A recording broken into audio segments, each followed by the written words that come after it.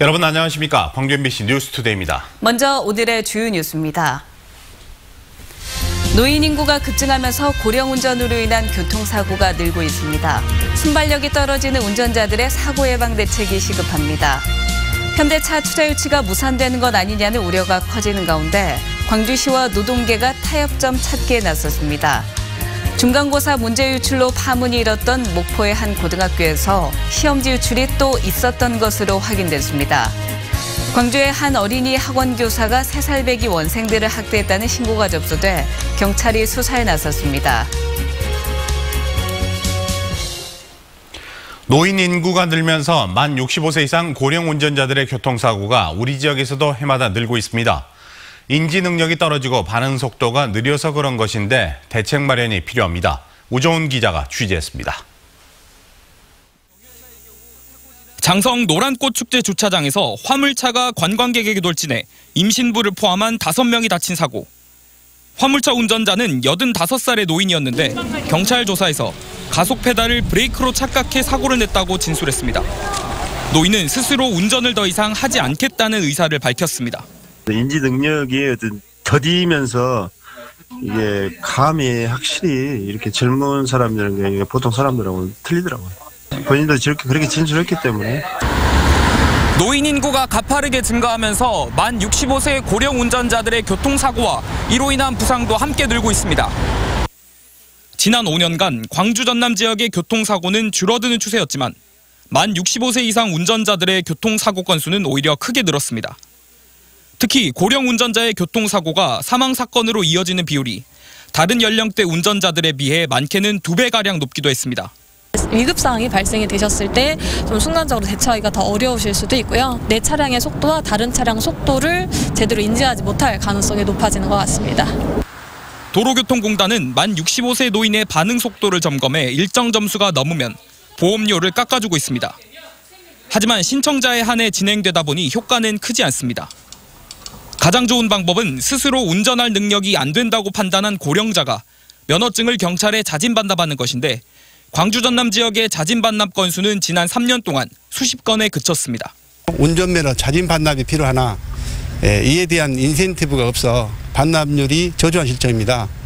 앞으로 광주시청 등 관계기관과 협의하여 면허증 자진 반납률을 높이기 위해 다양한 인센티브 정책을 마련해서 우리와 달리 일본은 운전면허를 반납할 때 대중교통을 무료로 이용하게 해주고 미국은 운전에 무리가 없다는 의사의 소견을 받아야 운전을 하도록 하고 있습니다. MBC 뉴스 우종훈입니다. 국정감사에서 한전공대 설립을 놓고 찬반 주장이 격돌했습니다. 울산이 지역구인 자유한국당의 박맹우 의원은 대학 정원이 남아도는 상황에서 천문학적인 돈을 들여 대학을 설립하는 것은 말이 안 된다고 따졌습니다. 반면 민주당 송갑석 의원은 새로운 환경에 걸맞는 인재를 양성하기 위해 한전공대가 필요하다고 반박했습니다. 김종갑 한전 사장도 에너지 특화대학 설립은 한전과 한국의 미래를 위해 꼭 필요하다며 작지만 강한 대학을 만들겠다고 말했습니다. 전라도 정도 1000년을 맞아 내일 전주 전라가명과 나주 금성관 일원에서 기념행사가 진행됩니다. 호남 3개 관역단체장들은 내일 전주 전라가명에 모여 전라도 정도 1000년의 의미와 앞으로 다가올 새천년에 대한 희망의 메시지를 전파합니다. 나주 금성관에서도 내일 오후 시민 1000명이 참여하는 정도 1000년 주제곡 합창과 호남의 역사를 되돌아보는 미디어아트 등 기념행사가 열립니다.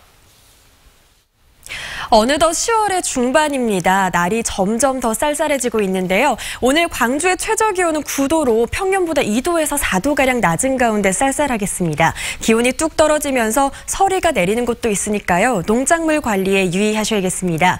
한낮에는 아직 햇볕이 기온을 끌어올려서 광주의 낮 기온 오늘 20도를 보이겠고요. 오늘 일교차는 10도 이상으로 크게 벌어지겠습니다. 쌀쌀한 아침 저녁으로는 따뜻한 머플러나 가디건으로 체온 조절 잘 해주셔야겠습니다. 현재 위성 영상 보시면 오늘도 우리 지역은 구름 거의 없는 가운데 대체로 맑은 하늘이 내내 드러나겠습니다. 다만 오늘도 출근 시간대에 안개가 짙게 끼어 있습니다. 특히 터널 입구와 출구에서 시정이 갑자기 나빠질 수 있으니까요. 각별히 주의하시기 바랍니다. 한편 어제 우리 지역은 미세먼지와 안개가 뒤섞여서 뿌연 하늘이 드러났었습니다. 미세먼지 농도는 오늘 오전 한때 나쁘다가 오후부터는 보통 수준을 회복하겠습니다. 현재 기온 살펴보시면 광주가 9.8도 보이고 있고요. 장성이 6.7도, 담양은 5.9도 보이면서 대부분 지역의 아침 기온이 10도 이하로 뚝 떨어져 있고요. 매우 쌀쌀한 날씨를 보이고 있습니다. 낮 기온은 광주가 20도, 장성이 18도 보이면서 어제와 비슷하겠습니다. 목포와 무안의 낮 기온은 19도, 영암과 강진은 20도로 평년보다 낮은 기온을 보이겠고요. 곡성과 구리의 낮 기온은 20도, 광양은 21도를 보이겠습니다. 날씨였습니다. 현대차 투자 유치에 대해서 광주시가 10월 말이 마지막 골든타임이라고 밝혔었죠. 때문에 무산되는 게 아니냐는 우려가 커지고 있는 것도 사실입니다. 파국을 막기 위해서 광주시가 안간 힘을 쓰고 있지만 상황이 그리 낙관적이진 않습니다. 정용욱 기자입니다. 광주형 일자리와 관련해 광주시가 어제자로 한국노총에 전달한 답변서입니다. 노동계 대표를 광주시 투자협상단에 참여시키겠다는 다소 진일보된 내용이 명시돼 있습니다. 또 주 44시간 근무에 평균 초임 연봉으로 최소한 3,500만 원을 보장하겠다. 주거와 보육, 문화 등 공동복지 프로그램을 추진하겠다. 이런 내용을 현대차와 협의하고 있다고도 밝혔습니다. 지난 12일 한국노총이 현대차 투자와 관련해 광주시의 요구안이 무엇인지 등 9가지 항목을 질의하자 광주시가 이에 답을 한 겁니다. 노동계는 진정성 있는 답변이 온다면 대화 재개도 검토해보겠다는 입장입니다. 하지만 시의 답변서가 기존에 알려진 내용이 대부분이라며 실망스럽다는 반응입니다. 광주시는 노동계가 끝까지 불참할 경우 시민 설문조사를 통해 사업을 계속할지 말지를 결정하겠다고 밝혔습니다. 광주시가 밝힌 10월 말 데드라인이 이제 보름도 채 남지 않으면서 광주형 일자리 사업의 존폐가 사실상 카운트다운에 들어갔습니다. MBC 뉴스 정용욱입니다. 현대차 투자 유치를 위해서 공동의 노력을 촉구하는 목소리가 잇따르고 있습니다. 광주 시민사회단체 총연합은 기자회견을 갖고 광주시와 노동계 현대차가 진정한 자세로 소통하는 모습을 통해 청년 일자리 창출에 적극 기여해야 한다고 요구했습니다.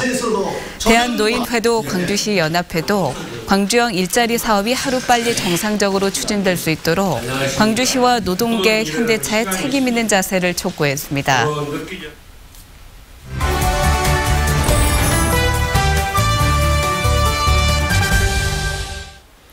현대자동차 투자 유치 협상에 대해 노동계는 어떤 입장인지 직접 들어보도록 하겠습니다. 네, 한국노동조합 총연맹 광주전남지역본부 윤종혜 의장 나와 있습니다. 안녕하십니까? 안녕하세요. 안녕하십니까? 네, 한국노총 요구사항에 대해서 광주시가 답변을 내놨습니다. 가장 쟁점이 됐던 그 초임 연봉과 관련된 건데 기본급을 높게 책정해서 3,500만 원 정도로 책정을 했다라고 했습니다. 어떻게 생각하고 계십니까? 우선 광주시에 하는 보면 답답함을 느낄 수밖에 없습니다. 네. 이런 자리를 빌어서 말씀드리자면 광주시의 태도가 지금 잘못됐다고 저는 생각을 하고 있습니다. 노동계가 지금 이야기하고 있는 광주시에 이야기하고 있는 것은 비밀 협상의 문제점을 지적하고 있던 겁니다. 네. 협상 과정에서 내용이 공개되지 않기 때문에 도대체 노동계가 어떻게 참여해야 되는지 어느 정도 범위 내에서 이야기를 해야 되는지 또 협상에 참여해서 이 문제점을 해결할 수 있는 건지 그걸 알고 싶다는 겁니다. 그런데 마치 노동계가 임금을 좀 더 올려달라는 것처럼 임금 협상에 3,500원 됐으니까 이제 노동계도 참여해야 되는 것처럼 그렇게 이야기를 하고 있습니다. 근데 노동계가 지금까지 임금을 더 달라는 적이 없습니다. 사실 말씀드리지만은 임금은 과거에 광주시가 초기부터 노동계의 생산직 초임을 4천만 원을 제기했던 겁니다. 네. 제기했던 건데 노동계가 그게 적정 임금이라고 생각했다고 참여한 건데 이제 와서 그게 3,500만 3천만 원 노동계 더 달라겠다는 건 말이 아니고요. 그런 점에서 문제점을 지금 제기하고 있는 겁니다. 그렇군요. 이 또 하나의 주요 쟁점은 노동계 참여 여부입니다. 지금까지는 현대차가 노동계와의 교섭에 대해서 이 참여를 시키겠다. 그런데 이건 좀 난색을 표하는 부분이 없지 않아 있었거든요. 그런데 광주시는 참여를 시켜서 노동계 대표와 이야기를 하겠다라고 이야기를 했습니다. 여기에 대해서 어떻게 생각하십니까? 노동에 관한 문제는 노동계가 참여를 하고 적극적으로 개선을 해야 됩니다. 네. 실은 지금 하고 있는 거 임금도 문제지만은 가장 중요한 문제는 강주형 일자리 4대 과제입니다. 적정 임금, 적정 노동시간, 그다음에 원화천강 개선, 노사 상생 경영. 네. 가장 근데 그중에 차지하는 게 적정 임금도 지금 이야기가 나오고 있지만은 가장 중요한 게 원화천 관계나 그런 문제점이 해소됩니다. 우리 사회는 지금 양극화가 진행 중에 있습니다. 그래서 그 생산단지 안에 어떤 일이든지 어떤 노동이 동일한 노동을 할 때는 임금 차이가 없는 적정한 임금, 양극화를 해소시킬 수 있는 방안이 강주형 일자리의 가장 기본이라고 생각하고 있기 때문에 네. 그런 부분을 중요시하고 그래서 노동계가 참여를 해야 한다고 지금 이야기를 하고 있던 겁니다. 네. 그 밖에 그렇다면 한국노총은 광주시에 어떤 질의를 했고 광주시는 어떤 답변이 왔나요? 어제 답변서를 봤습니다. 네. 근데 지극히 답답하고 실망스럽게 그지없다는 거죠. 뭐 내용을 보면 지금까지 언론에 보도됐던 것을 뭐 짜집기 해서 보내는 실정입니다. 네. 근데 어제 일자리위원회 관련자 분께서는 모든 것을 다 밝혔다라고 이야기를 했거든요. 근데 그런 게 아닌가 봐요. 아직도 뭐 감춰야 될 게 굉장히 많다고 생각합니다. 이게 뭐 동문서답하고 있다는 소리죠. 그래서 노동계도 오늘 중으로 노동계 입장을 시에 공문으로 전달할 예정입니다. 네. 네, 알겠습니다. 이 현대차 투자 성사를 위해서 노동계 그리고 뿐만 아니라 시민사회 교육계에서까지도 모두 다 참여를 해야 된다 이렇게 이야기를 하고 있는데 이 광주시는 이달 말까지가 투자 유치의 골든타임이다. 어제 그렇게 이야기를 했었거든요. 어떻게 생각하십니까? 노동계는 광주형 일자리에 지금까지 참여를 하지 않겠다고 한 적이 한 번도 없습니다. 네. 진실로 광주형 일자리를 하겠다고 하면 노동계는 언제든지 참여할 겁니다. 그런데 실상은 그렇지가 않다는 소리죠. 가장 첫 번째 문제가 그 협상 과정을 어느 정도 공개해야지 노동계가 참여를 하고 그 협상의 문제점을 시정할 수 있는지 잘못된 것을 고칠 수 있는지 판단되면 노동계는 언제든지 참여하려고 생각을 하고 있습니다. 네. 알겠습니다. 오늘 말씀 잘 들었습니다. 나와주셔서 고맙습니다. 감사합니다. 감사합니다.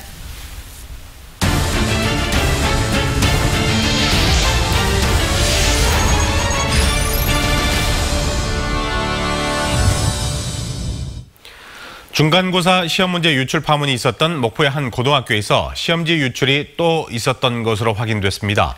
유출된 시험지를 여러 학생들이 돌려받다는 정황도 포착됐습니다. 김양훈 기자입니다. 목포의 한 고등학교 중간고사 영어 시험지가 유출된 것은 지난 2일 중간고사를 사흘 앞둔 시점이었습니다. 2학년 A군은 교사 연구실 컴퓨터에 저장된 중간고사 파일에서 영어 시험지를 몰래 출력했습니다. 그 학생이 이제 누구가 그 실에 들어가서 인쇄를 한 것 같다 이렇게 제보를 해서 조사해보고 이제 알게 된 거죠. 경위를 조사해보니 자기만 봤다는 거예요. 시험지 유출 사실이 확인되자 이 학교는 열흘 만에 영어 과목 재시험을 치렀습니다.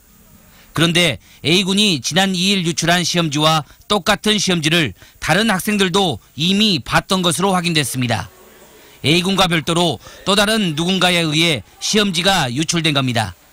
여러 학생들이 메일 등으로 해당 시험지를 제공받는 등 시험지를 공유했다는 정황도 포착됐습니다. 이 아이도 지금 다른 아이한테 지금 공유해서 지금 받은 거라 이제 여러 명이서 좀 보기는 한 것 같아요. 경찰은 교사들도 시험지 유출과 관련됐는지 여부를 조사할 계획입니다. MBC 뉴스 김양훈입니다. 광주 광산구의 한 고등학교에서 발생한 교사 성비위 사건에 대한 경찰 조사가 본격적으로 시작됐습니다. 광주 광산경찰서는 6명으로 구성된 전담 수사팀을 꾸려 이번 주말부터 학교 외부에서 1, 2학년 학생을 대상으로 피해자 조사를 시작한다고 밝혔습니다. 경찰은 3학년 학생 조사는 대학 수학능력시험 이후에 실시하고 피해자 의견 청취가 끝난 뒤 분리조치가 된 교사 16명에 대해 신병을 결정할 계획입니다. 학원교사가 3살배기 원생들을 학대했다는 신고가 접수돼 경찰이 수사에 나섰습니다. 광주 광산경찰서는 광산구의 한 어린이 학원에서 교사 A씨가 3살배기 원생 3명의 귀와 입을 때렸다는 내용의 고소장을 접수해 조사를 벌이고 있다고 밝혔습니다. 경찰은 학원 CCTV 영상을 분석하고 피해 아동들의 진술을 확보한 뒤 학원교사 A씨를 불러 조사할 예정입니다. 오늘 새벽 1시쯤 나주시 운곡동의 한 축산물 공판장에서 불이 나 소방차 20여 대와 소방관 120여 명이 출동해 4시간 20분 만에 꺼졌습니다. 화재 당시 직원들이 모두 퇴근한 상황이라 인명피해는 발생하지 않았지만 샌드위치 패널 자재에 불이 붙으면서 진화에 어려움을 겪었습니다. 경찰과 소방당국은 1층 휴게실에서 연기가 났다는 목격자의 말을 토대로 정확한 화재 원인을 조사하고 있습니다. 기아의 가을 야구는 하룻밤으로 끝났습니다. 어제 서울에서 열린 와일드카드 결정전 1차전에서 넥센의 문턱을 넘지 못했습니다. 실책이 뼈아팠습니다. 보도에 이계상 기자입니다. 승리를 올리지 못하면 바로 탈락하는 가을 야구 살얼음판 승부에서 기아 타이거즈는 아쉽게도 패했습니다. 와일드카드 결정전 1차전에서 기아는 6대10으로 넥센 히어로즈의 발목이 잡혔습니다. 0대0으로 팽팽했던 양측의 투수전은 4회까지 이어지다가 경기 후반까지 역전의 재역전이 거듭됐습니다. 5회 초 주자 2, 3루의 찬스에서 최용우가 적시 안타를 때려내며 기아는 기분 좋게 2점 차로 앞서 나갔지만 곧바로 이어진 5회 말에서 연속 안타와 수비 실책 등이 이어지면서 한꺼번에 5점을 내주며 역전을 당했습니다. 이후에 다시 이범호가 2점 홈런포를 터뜨리고 7회 초에 승부를 원점으로 되돌렸지만 7회 말 넥센 타자들에게 또다시 대량 득점을 허용하고 재역전 당하면서 가을 야구 첫 경기가 패배로 끝이 났습니다. 정규리그 5위로 와일드카드 대결에 나선 기아는 첫 게임에서 무너지면서 준 플레이오프 진출에도 결국 실패했습니다. 올 시즌 우승 1순위 후보였던 기아는 가까스로 가을 야구에 진출했지만 1차전을 넘지 못하며 아쉽게도 내년 시즌을 기약하게 됐습니다. 서울 고척 스카이돔에서 MBC 뉴스 이계상입니다. 남도답사 1번지 강진은 다산 정약용 선생이 18년간의 유배 생활을 했던 곳입니다. 다산 선생이 처음 머물렀던 강진읍 사이제를 중심으로 조선시대 저작거리가 복원되고 있습니다. 문현철 기자입니다. 다산 정약용 선생이 강진으로 유배됐을 때 처음 4년을 보냈던 고즈넉한 초가주막 사이제입니다. 실학서엔 경세 유포 등을 집필하고 후학을 양성했던 사이제는 고증을 거쳐 10여 년 전 복원됐습니다. 다산 선생의 목민심서 저술 200주년을 기념해 이곳 사이제를 중심으로 한옥 저작거리가 조성되고 있습니다. 조상대대로 식수로 사용했던 동문샘을 비롯해 한옥과 차문화 체험시설, 전통 공방 등 옛 모습을 되찾게 됩니다. 사이제 저작거리 조성이 완료되면 대장간을 비롯해서 차체험관, 전통 한가 공방, 다산 전통주 등 청년 창업자들이 입주할 예정입니다. 걸어서 5분 거리에는 영랑생가와 세계모란공원, 시장형 문화공간인 오감통이 자리해 과거와 현재가 공존하는 공간으로 주목받고 있습니다. 올해 말 개장 예정인 사이제 저작거리, 다산초당과 백년사 등 정약용 선생의 숨결이 곳곳에 살아있는 강진의 새로운 관광 명소로 자리할 전망입니다. MBC 뉴스 문현철입니다. 광주 지산유원지 개발을 위한 행정 절차가 진행되고 있습니다. 광주시는 지산유원지 사업 시행자가 모노레일, 짚라인 등 세부시설 배치 계획을 제출함에 따라 관련 법규에 의한 행정 절차가 진행 중이다라고 밝혔습니다. 광주시는 모든 행정 절차가 순조롭게 진행되면 2020년부터는 개발이 가능할 것으로 보인다고 말했습니다. 2018 세계 인권도시 포럼이 내일 김대중 컨벤션 센터에서 개막해서 나흘간의 일정으로 진행됩니다. 올해로 8회째인 이번 인권 포럼의 주제는 우리는 누구와 살고 있는가? 다양성, 포용, 그리고 평화이며 국내외 인권 전문가 183명이 참여합니다. 행사 프로그램은 7개 분야 총 40개의 회의와 부대 행사로 구성되어 있습니다. 폐쇄된 터널을 활용한 광양 와인 동굴이 이색 관광지로 인기를 얻고 있습니다.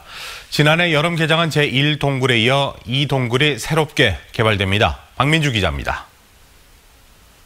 지난해 7월 민간 사업으로 개장한 광양 와인 동굴. 폐철도 터널을 와인 전시장과 트리가트를 갖춘 복합 문화 공간으로 탈바꿈시켰습니다. 지금까지 30만 명이 방문하는 관광지가 됐지만 다양한 볼거리에 대한 수요는 커지고 있습니다. 와인 동굴이 길이가 301m인데 길이가 너무 작고 주변에 또 볼거리가 없어서 오신 분들이 많이 아쉬워하고 있습니다. 이 와인 동굴 옆에 290m 길이의 제2터널이 개발됩니다. 폐철도 구간을 청소년과 가족 단위에 단체 관광객 체험장으로 만든다는 계획입니다.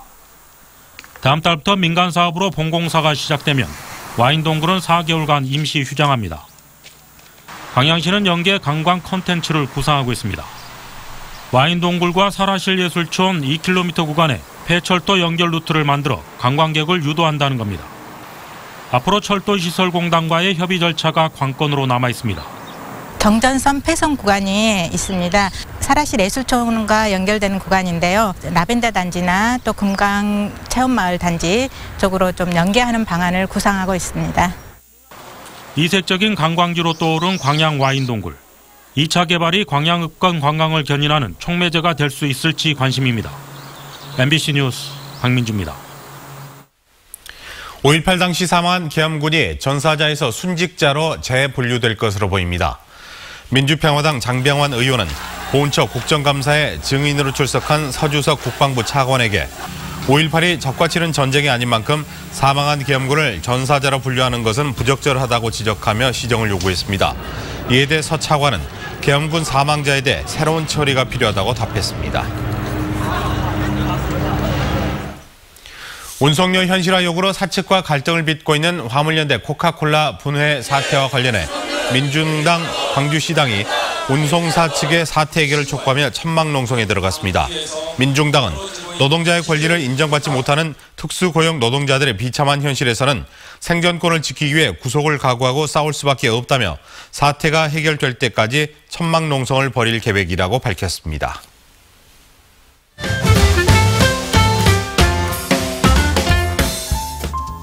다음 달 9일까지 은행나무 가로수의 열매 채취 기간입니다. 열매를 사전 신청 없이 무단으로 채취하면 벌금을 물 수도 있다고 하는데요. 각 자치구의 공원 녹지과에서 주의사항 등을 교육받으면 수목에 피해를 주지 않는 선에서 누구나 은행을 가져갈 수 있습니다. 제석초와 대촌중앙초, 박림초교 등 남구 초등학생들과 학부모, 주민들이 모여 마을 안전지도를 만들었습니다. 지도에는 횡단보도가 흐려서 위험한 곳, 형 오빠들이 비비탄 총을 쏘는 곳 등 위험 요인들이 어린이의 시선에서 표시돼 있는데요. 남구는 학생들이 만든 안전지도를 바탕으로 CCTV 추가 설치 등 안전한 마을을 만드는 데 노력하겠다고 밝혔습니다. 벼도 직접 추수하고 논에 있는 우렁이도 잡아보는 가을 들녘 수학 체험 행사가 이번 주 토요일 전남 농업박물관에서 열립니다. 농업 테마공원에 조성된 벼 재배단지에서 낫으로 벼를 직접 베고 전통 탈곡기로 탈곡도 하는 과정인데요. 우렁이를 활용한 먹거리도 제공됩니다. 문의와 신청은 전남 농업박물관 누리집을 참고하면 됩니다. 가을밤을 다채롭게 만들 문화행사가 이번 주 금요일부터 순천만 국가정원에서 열립니다. 19일에는 서경덕 성신여대 교수의 사회로 진행되는 토크 콘서트가 예정돼 있고요. 공식 개막일인 20일에는 순천만의 미래를 담은 축하 공연이 열립니다.